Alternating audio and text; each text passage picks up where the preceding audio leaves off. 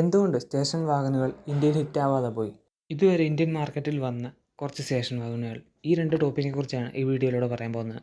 ഇന്ത്യയിൽ സ്റ്റേഷൻ വാഗണുകൾ ഹിറ്റാവാത്തതിന് കുറച്ച് കാരണങ്ങളുണ്ട്. ആ കാരണങ്ങളിലേക്ക് പോകാം. ഒന്നാമത്തെ റീസൺ എന്ന് പറയുന്നത് സ്റ്റേഷൻ വാഗണിൻ്റെ മുൻഗാമി ആയിട്ടുള്ള സെഡാൻ അല്ലെങ്കിൽ ഹാച്ച് ബാഗിനേക്കാൾ എക്സ്പെൻസീവ് ആയിരുന്നു സ്റ്റേഷൻ വാഗണുകൾ. രണ്ടാമത്തെ റീസൺ എന്ന് പറയുന്നത് പൊതുവെ യൂറോപ്യൻ രാജ്യങ്ങളിലാണ് വെക്കേഷനുകൾ പോകുമ്പോൾ കുറേയധികം എക്യുപ്മെൻറ്റ്സും അവരുടെ പെറ്റ്സും അവരെ എല്ലാം കൊണ്ടുപോകുന്നത്. പക്ഷേ ഇന്ത്യയിലേക്ക് വരുമ്പോൾ വെക്കേഷൻ കൊണ്ടുപോകാൻ പൊതുവെ അത്ര ലഗേജ് ഒന്നും കാണില്ല.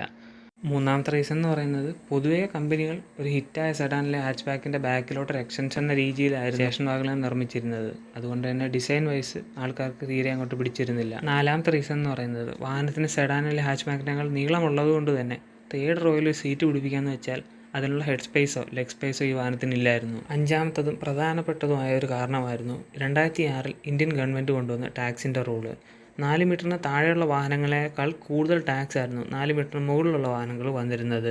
ആ റീസൺ കൊണ്ട് തന്നെ ആൾക്കാർ സെഡാനിലേക്കും ഹാച്ച് ബാക്കിലേക്കും മാറാൻ തുടങ്ങി. ഇനി നമുക്ക് ഇന്ത്യയിൽ ഇറങ്ങി കുറച്ച് സ്റ്റേഷൻ വാഹനങ്ങളെക്കുറിച്ച് നോക്കാം. പ്രീമിയർ പത്മിനിയും ഹിന്ദുസ്ഥാൻ അംബാസിഡർ, രണ്ട് വാഹനങ്ങൾ ഒരു കാറ്റഗറി പെടുത്താൻ ഒരു കാരണമുണ്ട്.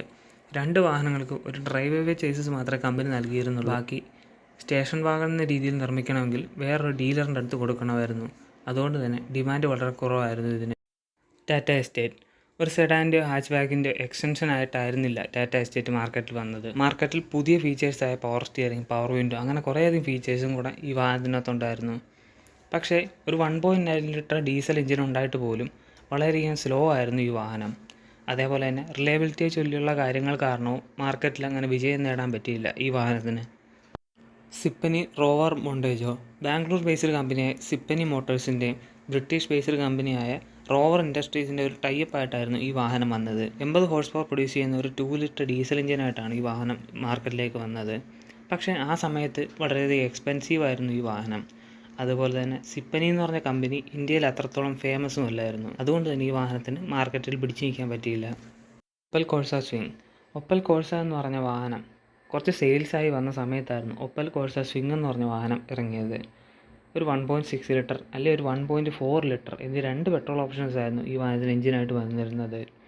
ജർമ്മൻ നിർമ്മിത കാറായതുകൊണ്ട് തന്നെ നല്ല രീതിയിൽ ക്വാളിറ്റി ഉള്ളൊരു വാഹനമായിരുന്നു. പക്ഷേ സ്പെയർ പാർട്സിൻ്റെ ലഭ്യത കുറവ്, സർവീസ് കോസ്റ്റിൻ്റെ കൂടുതൽ, ഡീലേഴ്സിൻ്റെ കുറവ് എന്നീ കാരണങ്ങളാൽ ഈ വാഹനവും മാർക്കറ്റിൽ വലിയ രീതിയിൽ വിൽപ്പന നടന്നില്ല.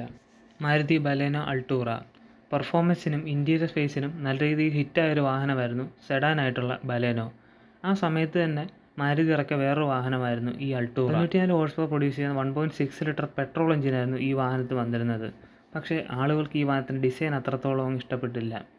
അതുകൊണ്ട് തന്നെ മാർക്കറ്റ് വലിയ ഹിറ്റാവാതെ ഇത് പിൻവലിക്കുകയാണ് ചെയ്തത്. ഫിയറ്റ് പാലിയോ അഡ്വഞ്ചർ സെഡാനായിട്ടുള്ള പാലിയോയേക്കാൾ കൂടുതൽ ഫീച്ചേഴ്സൊക്കെ ആയിട്ട് വന്നൊരു വാഹനമായിരുന്നു ഫിയറ്റ് പാലിയോ അഡ്വഞ്ചർ. വാഹനത്തിന് ഒരു റഗ്ഗഡ് ലുക്ക് നൽകുവാൻ വേണ്ടി റൂഫ് റെയിൽസ്, പ്ലാസ്റ്റിക് എന്നീ കുറച്ച് കാര്യങ്ങളും കൂടെ അഡീഷണലായിട്ട് കൊടുത്തിരുന്നു. ഒരു 1.6 ലിറ്റർ പെട്രോൾ അല്ലെങ്കിൽ ഒരു 1.9 ലിറ്റർ ഡീസൽ എന്നീ രണ്ട് എഞ്ചിൻ ഓപ്ഷൻസ് ആയിരുന്നു ഈ വാഹനത്തിന് വന്നിരുന്നത്. നല്ലൊരു എഞ്ചിനും സ്ട്രോങ്ങറായിട്ട് ബിൽഡ് ഉണ്ടായിട്ട് പോലും ഈ വാഹനം മാർക്കറ്റിൽ വലിയ രീതിയിൽ പിടിച്ചു നിന്നില്ല. Skoda Octavia combi. ഒക്ടാവിയ എന്ന് പറഞ്ഞൊരു സെഡാൻ ഇന്ത്യയിൽ നല്ല രീതിയിൽ ഹിറ്റായ സമയത്തായിരുന്നു ഈ സ്കോഡ ഒക്ടാവിയ കോംബി എന്ന് പറഞ്ഞ വാഹനം ഇൻട്രൊഡ്യൂസ് ചെയ്യുന്നത്. ഒരു 1.9 ലിറ്റർ ഡീസൽ അല്ലെങ്കിൽ ഒരു 1.8 ലിറ്റർ പെട്രോൾ എന്നീ രണ്ട് എഞ്ചിൻ ഓപ്ഷൻസ് ആയിരുന്നു ഈ വാഹനത്തിന് വന്നുകൊണ്ടിരുന്നത്. പക്ഷേ ആ സമയത്തെ വാഹനത്തിൻ്റെ പ്രൈസും സർവീസ് കോസ്റ്റിൻ്റെ കൂടുതലും ഈ രണ്ട് കാര്യങ്ങൾ കൊണ്ട് തന്നെ ഈ വാഹനം വലിയ രീതിയിൽ മാർക്കറ്റിൽ പിടിച്ചു നിന്നില്ല. ടാറ്റ മറീന ടാറ്റയുടെ തന്നെ സ്റ്റേഷൻ വാഗൺ എന്ന് പറഞ്ഞ കാറ്റഗറിയിലേക്കുള്ള രണ്ടാമത്തെ അറ്റംപ്റ്റ് ആയിരുന്നു ടാറ്റ മറീന. ഇൻഡിഗോ എന്ന് പറഞ്ഞ സെഡാനെ ബേസ് ചെയ്തായിരുന്നു ടാറ്റ മറീന എന്ന് പറഞ്ഞ വാഹനം വന്നത്. ഇൻഡിഗോ സെഡാനേക്കാൾ കുറച്ചും കൂടെ സ്പേഷ്യസ് ആയിട്ടും ലക്ഷൂറിയസ് ആയിട്ടും ഒക്കെ മാറ്റാൻ ടാറ്റ ശ്രമിച്ചിരുന്നു. ഒരു 1.4 ലിറ്റർ ഡീസൽ എഞ്ചിനായിരുന്നു ഈ വാഹനത്തിന് വന്നിരുന്നത്. പക്ഷേ ആ സമയത്തുണ്ടാകുന്ന കുറച്ച് ക്വാളിറ്റി ഇഷ്യൂസ് കാരണം ഈ വാഹനത്തിൻ്റെ സെയിൽസും വലിയ രീതിയിൽ നടന്നില്ല. ഔഡി RS6 അവന്ത് ഒരു സെഡാൻ്റെ എക്സ്റ്റൻഷൻ എന്ന രീതിയിലല്ലായിരുന്നു ഈ വാഹനം വന്നത്. പക്ഷേ ഒരു പെർഫോമൻസ് വെഹിക്കിൾ എന്ന രീതിയിലായിരുന്നു. ഏകദേശം 550 ഹോഴ്സ് പവർ പ്രൊഡ്യൂസ് ചെയ്യുന്ന ഈ വാഹനത്തിൻ്റെ എഞ്ചിന് 0 to 100 എത്താൻ വേണ്ടി വെറും 3.9 സെക്കൻഡ് മതിയായിരുന്നു. ഈ വാഹനം ആ സമയത്ത് ഇറങ്ങിയത് വെച്ച് നല്ല എക്സ്പെൻസീവ് ആയിരുന്നു. അതുകൊണ്ടായിരിക്കാം ചിലപ്പോൾ ഈ വാഹനത്തിൻ്റെ നല്ല രീതിയിൽ സെയിൽസ് നടക്കാതിരുന്നത്. വോൾവോ V90 ക്രോസ് കൺട്രി കുറച്ച് കാലത്തേക്ക് മാത്രം ഇന്ത്യയിൽ വിറ്റുപോയൊരു വാഹനമായിരുന്നു വോൾവോ V90 ക്രോസ് കൺട്രി. ഒരു 232 ഹോഴ്സ് പവർ പ്രൊഡ്യൂസ് ചെയ്യുന്ന 2 ലിറ്റർ ഡീസൽ എഞ്ചിനായിരുന്നു ഈ വാഹനത്തിന് വന്നിരുന്നത്. വോൾവോ കമ്പനി ഈ വാഹനത്തിന് ലക്ഷറി എന്ന കാറ്റഗറിയിലേക്ക് മാറ്റുവാൻ വേണ്ടി കഴിയുന്നതും ശ്രമിച്ചു.